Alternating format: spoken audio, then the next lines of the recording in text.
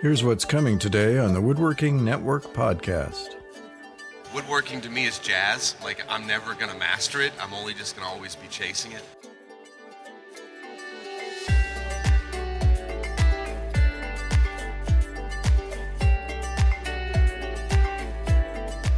Welcome to this episode of the Woodworking Network podcast. Join us as we explore the business of woodworking, big and small, and what it takes to succeed. I'm Will Sampson. Today's episode is sponsored by FDMC Magazine. Today our guest is Matt Buell, a successful custom wood furniture maker from Arkansas, previous 40 Under 40 honoree, and most recently the new host of our Young Wood Pro competition sponsored by Grizzly Industrial. We caught up with Matt earlier this year at the International Woodworking Fair in Atlanta. But first, I want to talk about learning to improvise. We talk a lot about creativity and craftsmanship, but there's a related skill that might be even more important to woodworkers, especially those just starting out in business. That's the ability to improvise, to turn on a dime, to change direction without hesitation. I once was told that what really sets a good woodworker apart is not that he doesn't make mistakes. Everyone makes mistakes. But the better woodworker is more skilled at fixing those mistakes. And the truly gifted woodworker knows how to capitalize on mistakes to make something even better. That's effective improvisation. Musicians who improvise are powered by the serendipity of discovering something new while playing off the riffs of other musicians. In the same way, woodworkers, especially those new to the craft, need to learn to expect the unexpected and thrive on it rather than fear it. You can't get enough good lumber in the species you want for your next project? Why not explore an entirely new species to you? You'll expand your knowledge, skills, and repertoire. Made a mistake in some joinery? How can you fix it or change the design so that it's even better than it was? Can a fix be a feature? Of course, not all mistakes can be remedied. If you need a piece to fit exactly into 24 inches and you cut it to 22 1/4, you'll likely have to replace the part while chanting "measure twice, cut once." But think about how the mistake happened and see if you can institute a procedure to prevent it in the future. I know I made far fewer wrong cuts once I started using a tape measure that I could write measurements directly on. That way I didn't get confused about the number between taking the measurement and firing up the saw. Story sticks can sometimes help eliminate measuring errors. Some folks have better luck working in metric measurement than fractions. Whatever works for you. The point is to embrace the occasional hiccup as an opportunity for ingenuity and creativity. If you Google fixing woodworking mistakes, you'll find a host of YouTube videos and web pages devoted to solutions. Our Ask a Woodworker page on woodworkingnetwork.com is often filled with questions from people trying to solve woodworking problems. Gene Wengert, the wood doctor, is constantly answering questions from shops having trouble working with wood. Spoiler, the answer is almost always something to do with moisture content. With mistakes such a common occurrence, there's just no way you can avoid something going wrong. It's not the end of the world. Treat your next mistake as a golden opportunity to advance your craft and your business acumen. I want to get to our interview with Matt Buell, but first let's pause for a word from our sponsor. FDMC Magazine is your vital source for information to improve your woodworking business. Whether it's keeping you apprised of the latest advances in manufacturing, helping you solve your wood technology problems with Gene Wengert, or inspiring you with case histories about successful businesses and best practices, FDMC Magazine is there to be the sharpest business tool in your shop. Learn more and subscribe for free at woodworkingnetwork.com/FDMC. Now let's get to our talk with Matt Buell at IWF. I'm Will Sampson from FDMC Magazine and the Woodworking Network. We are live here at IWF in the Woodworking Network booth for the Woodworking Network podcast. I'm Will Sampson from FDMC Magazine and Woodworking Network, and today I have as my guest my old friend Matt Buell, who came all the way from Arkansas for this show. Matt, welcome to the Woodworking Network podcast. Yeah, I'm grateful to be here. Well, that's great. And Matt has been making custom furniture for how long, Matt? About 11 years. 11 years. Full time. And what kind of furniture do you make? What kind of stuff? Usually my cute response is high-end furniture that costs more than I can afford, or low-end if they're willing to pay high-end prices. But in all seriousness, a lot of one-offs, artisan stuff. Mid-century sometimes would be an influence, but I don't like the whole crossing into plagiarism thing. But in all honesty, I'm a mercenary. I build what I'm paid to build.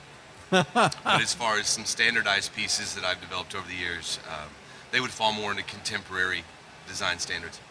Clean lines and that and sort of thing. And a lot of sculptural work. And honest joinery and yes. Very high craftsmanship. Yes, yeah. There's no structural screws. That's Rarely. great. That's great. Yeah. But also the sculptural stuff, that's probably half of the commissions that now come in. People ask me they'll just call and say, I want a dining table. And I said, what kind? They said, well, we just like the ones you make, so just make one.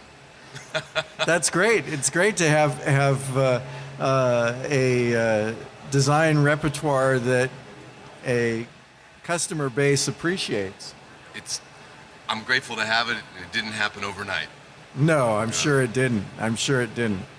Now we were talking before a little bit about how you do things and how the industry has changed and that sort of thing. When you come to a show like this, which there's everything at this show from hand tools to highly automated, crazy huge machines, what are you looking at? What are you looking at a show like this? I think that answer changes from year to year. This year, my focus has been more on looking at hardware, different finishing products, and keeping an eye to see if the robots have gotten better at my job than me. In some ways, yeah, but in other ways, no. And they have their place. But for the most part, it's been hardware finishing and just trying to listen and learn from people that I've known for years or that have more experience than I do. You know, woodworking to me is jazz. Like, I'm never gonna master it. I'm only just gonna always be chasing it. So I like that. Woodworking is jazz. That's cool. Yeah, I think that what you're saying is a valuable lesson to folks about coming to these big shows. You can get a lot of value out of these shows even if you don't have a shopping list and are going to look at particular machinery or particular processes or things like that. I personally really like the serendipity of discovering something new and exciting that I didn't know about beforehand. And sometimes I'm embarrassed to say that it's technology that isn't like brand new, been around, but somehow has managed to slip past me. that happens. And I didn't know it existed. It's freeing and humbling at the same time. Like, I missed this. How did I miss this? Yeah, it was there. Yeah.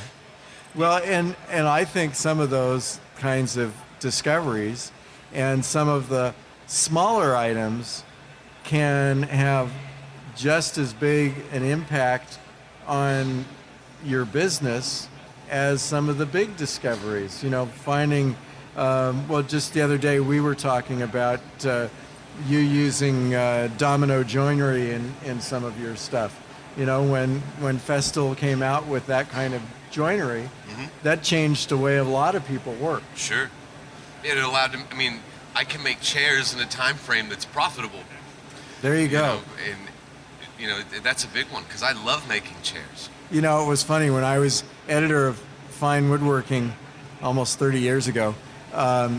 we used to say we didn't want to put a chair on the cover of the magazine because it just didn't do as well, because chairs were too complicated. People didn't want to make them. I know. Apparently, I love pain, but chairs are one of my favorite things to do. You know, it's like lots of people make dining tables, but they don't make the chairs to go around the dining table. I mean, how many right now today, the trendy live edge poured resin river tables with, you know, steel bases, not wood, are sold without any tables to go. I mean, without any chairs to Maybe go around benches, them. right? I'm going to try and be nice, and I can only speak for myself. My catalog of work and my portfolio, there are no tables like that. You don't have river tables like that. They're No. popular. People pay good money for them. And you know what? Good for everybody making their living. Good for them. Not my path. That's great. That's great. So you've been, you know, running around the show. Is there anything that you've seen that stands out that you can mention? Sure. So, because I'm getting older and my beard is getting nice and gray, which I love it because now people take me seriously. It's amazing. I was looking the other day, I was running through an aisle and I saw something, and it was called Grabo. Oh yeah, Grabo is great. And as a small studio guy, you know, I've got everything set up to where I can move sheet goods around and cut them by myself. But there's always that one point in time where I've got to get it in the air and on the first table. What he's talking about, Grabo, is a handheld vacuum lift that is battery powered. I did a review in my In the Shop column of it some time ago, but it was actually invented by some folks that make portable power tools that are designed to go underwater to repair boats, is the company that came up with it. And but it's a wonderful little vacuum device. I don't remember the numbers. Do you know the numbers of how much it'll lift? It depends on the substrate. Right, it has to have a really good seal. So stuff like melamine and all, it just locks on like you wouldn't believe. No, I did a huge sculptural commission about a year and a half ago. It was the height of COVID, so there was no one it was just me working on it, and I had these 8-foot long sections. They were 40 inches tall and 4 inches thick poplar before I started sculpting. So I was having to get in there, and you know, if I had to flip it over on one side to work on something, and by the end of it, I'm at the doctor going, "Help, please, my back," and yada yada. And so I was walking by seeing that, going, "Where were you 2 years ago, or where was I?" So that jumped me pretty hard, pretty quick. Like, I need these. Yeah, it's a great tool, and the thing I like about it is, you know, your first inclination is it's a great lifting tool, but you know, you can turn it upside down and stick it in a vise on your bench, and it's a vacuum table. That's true. And you can do, you know, like a door, you can sand all the edges and sides by just putting the door over the thing. See, you can I already have one. Route the edges, all those kinds of things. I already have a whole Sysvac setup, but if you don't, that's a great way to get 2 for 1. Right. Yeah. Well, I've seen guys online that have done videos with it where they've actually built fixtures to use its vacuum and just use it as a vacuum source, so it's a battery-powered vacuum source. So veneering applications? Not quite to that extreme, Okay. but more work-holding applications that are more complex. You know, building a special fixture that will lock into the thing, and then they can hold it with the fixture and stuff like that. But that's definitely an interesting tool that I think a lot of people in the woodworking industry don't realize is around. Oh, and the tool has anchors on it too, so you can put cables on it and suspend it from something, so you can use it, you know, to winch something over to somewhere too.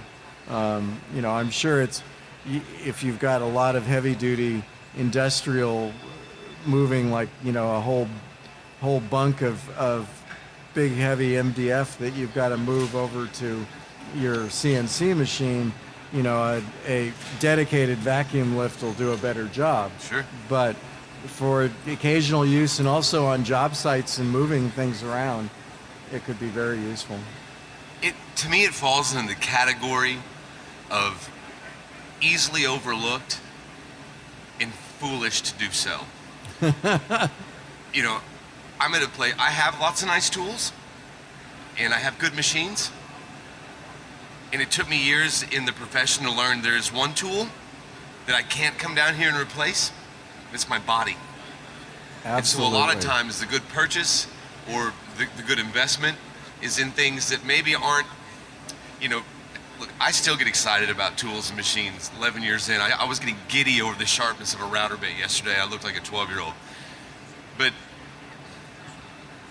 the tools that aren't maybe the sexy buy or the thing that makes me get excited sometimes are the better path for where I am at, because it's allowing me to preserve the tools I already have, or me, so that I can get up and continue to go in, because I have to go in. My kid likes to eat food, I like to Absolutely. buy boots, so I'm gonna need to go make money. Well, I'm of somewhat advanced age too, and so one of my things that is really exciting to me is, I'm older than you are, Matt. Somewhat advanced age. Sorry to interrupt you.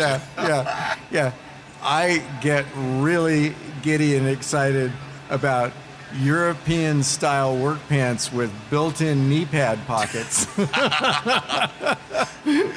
my gosh. And they don't cost that much more than our domestic work pants, but the knee pad pockets are really great. And they're accessed through the pant leg, and they take pretty heavy-duty knee pads, and because they are in the pants and not strapped to your legs, they don't cut off your circulation. Plus, they're there, and you start, when you know that they're there, you start realizing how many times to pick something up or to get a better angle on something that you hit the ground on your knees. I just learned how to sew. I'm not kidding. I got tired of sending stuff out to get patched up, and I'm like, this is costly. I'm just going to do it. But I also bought a sewing machine, then wrote it off because I'm learning to do upholstery. There you go. So there you go. I always want to keep learning. Yeah. Like, give me ways I can make what I do better. Well, I've been building my house for 6 years now, and I've gone through a number of those knee pads. I feel geriatric now because I'm thinking about how much time I spent researching insoles and work boots that have Western heels, and so my back doesn't hurt and all these fun things. Yeah, I'm getting there. Material handling and leverage are friends. Yeah. I mean, every shop I've ever had has been designed and built in a way that I can move large pieces throughout without having to lift it more than once or to get in the air one time. Every table converts to the other, either a cascading or they're all dead onto each other. The out feed on one is the in feed on the next one. Yeah. But it's usually sneaky stuff because I'm weird.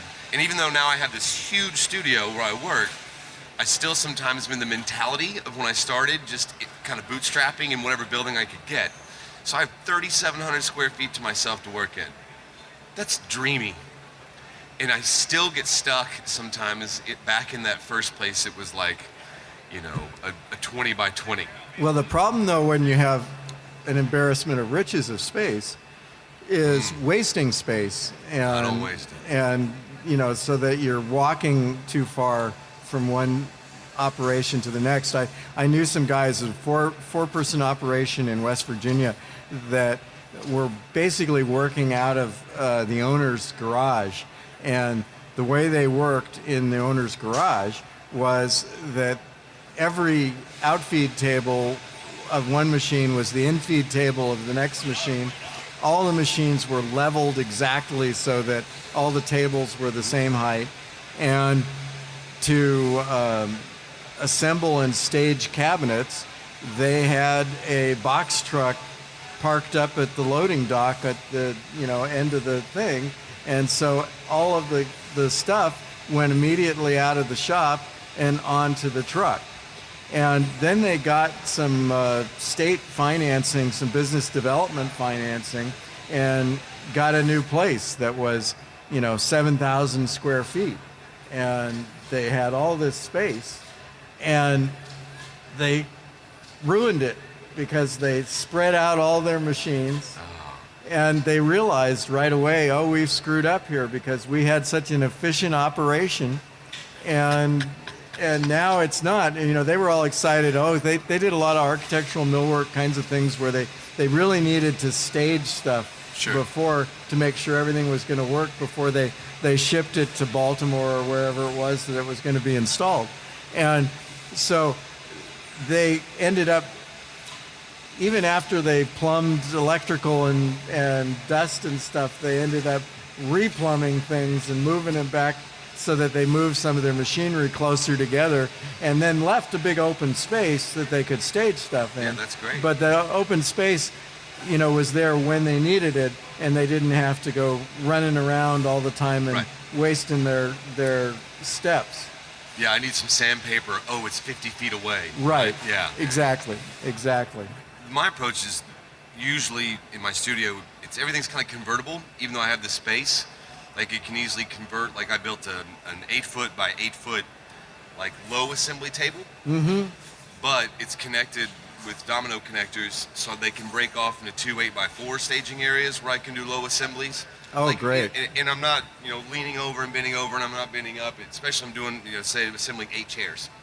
My setup time is limited, but it allows me to kind of maximize it, get in there, and knock them out, but still know that the joints and everything's lined up nice, no wobbles. But I have a portable work stand. I didn't make it. It was a commercial stand, but it was originally designed for having a miter saw on it. And the table part of it rotates so that you could hold the saw upside down underneath and use it as a table. And so I mounted my pocket hole machine on there, and so it lives under the table most of the time and only comes up when I need it. And then there's also wings that can fold up on that, and so I get extra surface area when I need it, but not when I need it. yeah. I'm trying to think, what's my most inefficient thing? My danger room. Your danger room. Yeah, so it's awesome. Everything in my studio is hooked up, dust collection. I mean, it's clean. It's as clean as a wood shop's going to get. Because early on I learned clean is safe, clean is more efficient, which means better profit. And I think better in a clean space. So I usually, if I don't leave or clean before I leave every day, I start my day cleaning. And it kind of gets my body moving and kind of in a groove. But there are some... Toyota production system would approve. Oh, well, how about it? But there's some things in woodworking where I find my work is better when I just accept this is going to be a messy debacle, and so I need to create a space where that's just okay, and the rest of the studio doesn't require cleaning after said debacle. So I built about a 15 by 15, somewhere in there, what I call the danger room, and I did a acrylic like halfway up around it so that if I'm ever teaching classes on how to do power carving and sculpting, people can watch and learn without having to be in the tornado. So it's where I go if I know I'm doing a lot of template routing, and it's like I'm not changing my vac bag 9 times today. I'm putting on a mask. I'm gonna go in here and knock it out. There you go. So everyone calls it the danger room. The danger room. And it was, people looked at me a little weird when I started doing it, and then after it was done, they're like, okay, that's kind of smart. I'm like, yeah. You should have a sign with a logo on the door.